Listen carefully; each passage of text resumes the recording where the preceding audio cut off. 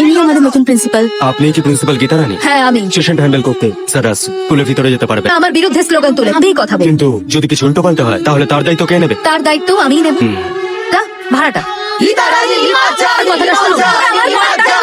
আপনারা please আমার থেকে চলে যাই, তাহলে আমি এখনই রিজাইন করে চলে যাব। আমি চলে যাচ্ছি। আপনাদের তিনটে প্রশ্ন করতে পারি? আসবে এবার সবাই। কি প্রশ্ন করবে তুমি? করো। তাদেরকে প্রশ্ন করব যাদেরকে পছন্দ করি, শেষ করে তাদেরকে প্রশ্ন করবো আর আমার বিরোধিতা করছে। সরকারের গত বছরের বাজেট কত ছিল? 1,90,00,000 কোটি টাকা, যার মধ্যে থেকে 70,000 কোটি টাকা বেতন আর পেনশন। এই পুরো বাজেটের 35%। সরকারি কর্মীর সংখ্যা 18 লক্ষ, যার মধ্যে টিচাররাও আছে। কিছু টিচার তো অযথা কমপ্লেন করে যে আমরা এটা পাচ্ছি না ওটা পাচ্ছি না, কিন্তু শিক্ষার হারের ঠিক কি অবস্থা? যে পরিবর্তনের প্রয়োজন আছে। তারা কখনো এটার জন্য সোচ্চার হয়েছেন? বলুন কি বলার আছে?